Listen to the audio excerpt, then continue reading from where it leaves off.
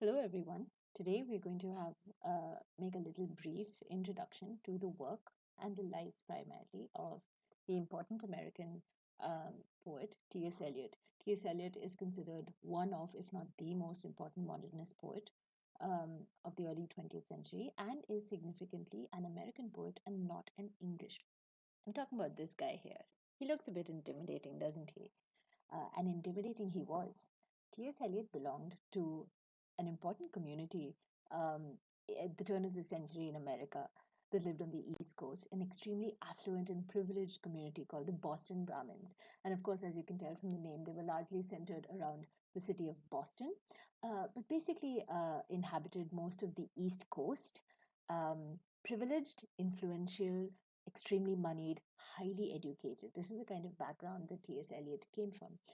And that made him such a formidable force to reckon with, especially when you look at his poetry, which is so deeply referential. Students often struggle with having to deal with the referential quality of T.S. Eliot's work. And this really comes from the kind of education that he's bringing with him. A little bit about T.S. Eliot's beginnings. T.S. Eliot comes from a family that originally hailed from East Coker in Somerset in England. They were migrants, of course, to America.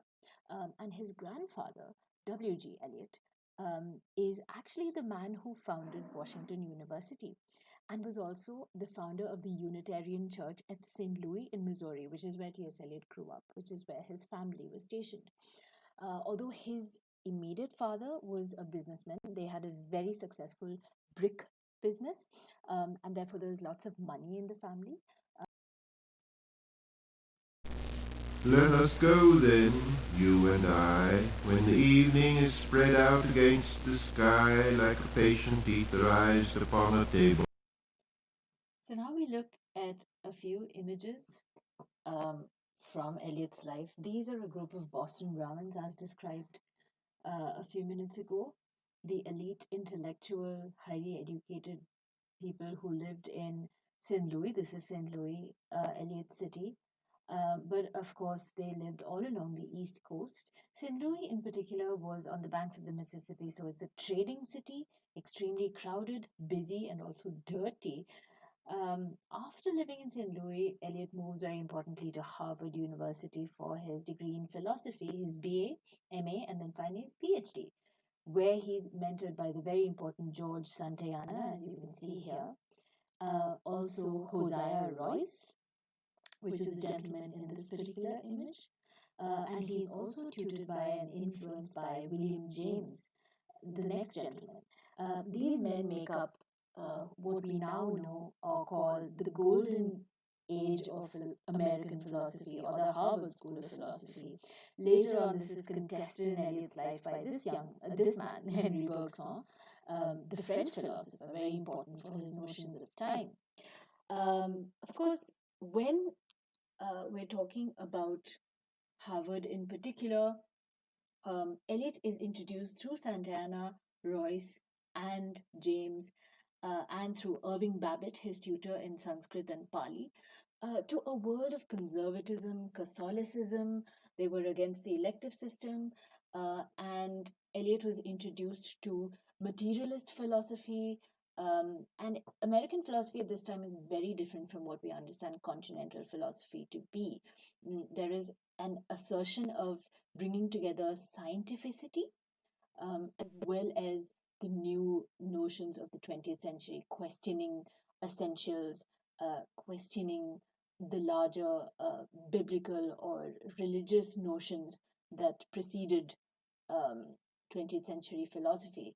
There's a heightened emphasis on individualism also at this time. On the continent, of course, it's very different. And Eliot does get to experience this because after he's finished with his master's, he moves to France, which was the thing to do at the time for young men. He moves to France to learn poetry, to write poetry, to make new friends. He associates himself with a new literary circle in France.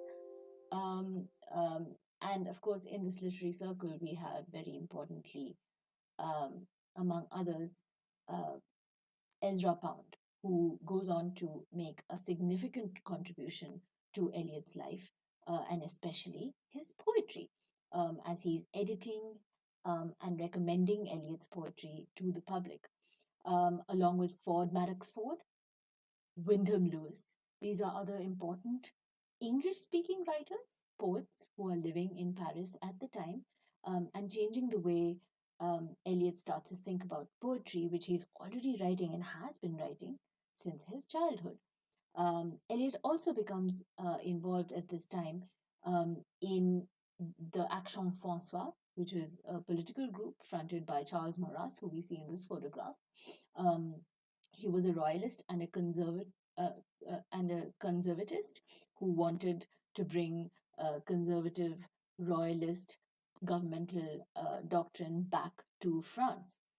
Um, at the time, he's also living with a roommate named Jean Verdinal, a young man who goes on to influence Eliot's life tremendously, especially through his death, which troubled Eliot a great deal. He died, of course, as Eliot famously says in his poetry, on the beach of Gallipoli in the First World War, of which Eliot could not be a part because of his poor health. But Jean Verdinal goes on to be an important figure, emerging as a ghost-like, spectre-like presence in much of Eliot's poetry.